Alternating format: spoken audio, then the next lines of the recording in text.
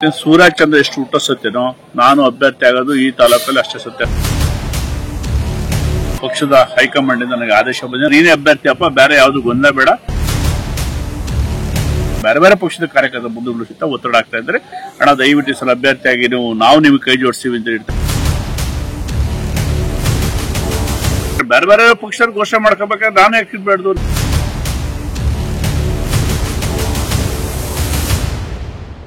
ತುರುವೇಕೆರೆ ವಿಧಾನಸಭಾ ಕ್ಷೇತ್ರದ ಮುಂದಿನ ಬಿಜೆಪಿ ಅಭ್ಯರ್ಥಿ ನಾನೇ, ಇದರಲ್ಲಿ ಯಾವುದೇ ಗೊಂದಲವಿಲ್ಲ. ಸೂರ್ಯ ಚಂದ್ರರು ಹುಟ್ಟುವುದು ಎಷ್ಟು ಸತ್ಯವೋ ನಾನು ತುರುವೇಕೆರೆ ವಿಧಾನಸಭಾ ಕ್ಷೇತ್ರದ ಬಿಜೆಪಿ ಅಭ್ಯರ್ಥಿ ಆಗುವುದು ಸತ್ಯ ಎಂದು ಮಾಜಿ ಶಾಸಕ ಮಸಾಲಾ ಜಯರಾಮ್ ತಿಳಿಸಿದ್ದಾರೆ. ಎನ್ಡಿಎ ಇದ್ದರೂ ಸಹ ಮುಂದಿನ ದಿನದಲ್ಲಿ ಬರುವಂತಹ ಎಲ್ಲಾ ಜಿಲ್ಲಾ ಪಂಚಾಯಿತಿ, ತಾಲೂಕು ಪಂಚಾಯಿತಿ, ಸ್ಥಳೀಯ ಚುನಾವಣೆಗಳಲ್ಲಿ ಬಿಜೆಪಿ ಅಭ್ಯರ್ಥಿಗಳನ್ನ ಹಾಕುವುದಕ್ಕೆ ಎಲ್ಲಾ ರೀತಿಯ ಸಂಘಟನೆಯನ್ನ ಮಾಡುವುದಾಗಿ ಅವರು ತಿಳಿಸಿದ್ದಾರೆ. ಇದೇ ಸಂದರ್ಭದಲ್ಲಿ ತುರುವೇಕೆರೆ ವಿಧಾನಸಭಾ ಕ್ಷೇತ್ರದ ಬಿಜೆಪಿಯ ಹಲವು ಮುಖಂಡರುಗಳು ಭಾಗಿಯಾಗಿದ್ದರು.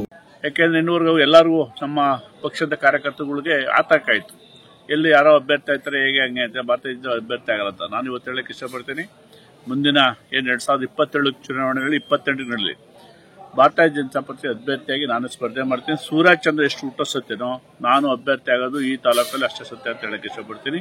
ಈಗಾಗಲೇ ನಮ್ಮ ರಾಜ್ಯದ ನಾಯಕರು, ಕೇಂದ್ರ ನಾಯಕರು ಹೇಳಿದ್ದಾರೆ, ನಾವು 150 ಸೀಟ್ ಗೆಲ್ತೀವಿ ಭಾರತೀಯ ಜನತಾ ಪಾರ್ಟಿ, ಅದರಲ್ಲೂ ನೀನು ಇರ್ತೀಯ, ದಯವಿಟ್ಟು ನಿಮಗೆ ಸಂಘಟನೆ ಮಾಡೋದು. ನನಗೆ ಈಗಾಗಲೇ ಪಕ್ಷದ ಹೈಕಮಾಂಡ್ ನನಗೆ ಆದೇಶ ಬಂದಿದೆ, ನಾನು ಪಕ್ಷ ಸಂಘಟನೆ ಮಾಡ್ತಾ ಇದ್ದೀನಿ. ಮುಂದಿನ ದಿನಗಳಲ್ಲಿ ಏನು ಜಿಲ್ಲಾ ಪಂಚಾಯತ್ ಬರುತ್ತೆ, ತಾಲೂಕ್ ಪಂಚಾಯತ್ ಬರುತ್ತೆ, ಗ್ರಾಮ ಪಂಚಾಯತ್ ಬರುತ್ತೆ, ಪಟ್ಟಣ ಪಂಚಾಯತ್ ಬರುತ್ತೆ, ಎಲ್ಲಾ ಚುನಾವಣೆ ಸಹಿತ ಹೋರಾಟ ಮಾಡಿ ನಮ್ಮ ಇರ್ತಕ್ಕಂಥ ಅಭ್ಯರ್ಥಿ ಗೆಲ್ಲಿಸೋ ಪ್ರಯತ್ನ ಪಡ್ತೀವಿ ನಾನು ಹೇಳಕ್ಕೆ ಇಷ್ಟಪಡ್ತೀನಿ.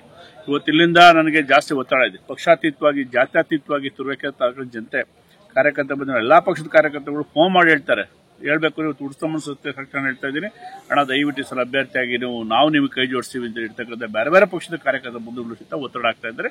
ಅದರಿಂದ ಮುಂದಿನ ದಿನ ಚುನಾವಣೆ ಹಿಡಿದ್ರೆ ಭಾರತೀಯ ಜನತಾ ಪಾರ್ಟಿ ನಾನೇ 100ಕ್ಕೆ 100 ಭಾಗ ಸೂರ್ಯ ಚಂದ್ರ ಎಷ್ಟು ಊಟ ಸತ್ಯನೋ ಅಷ್ಟೇ ಸತ್ಯ ಅಂತ ಹೇಳಕ್ಕೆ ಇಷ್ಟಪಡ್ತೀನಿ.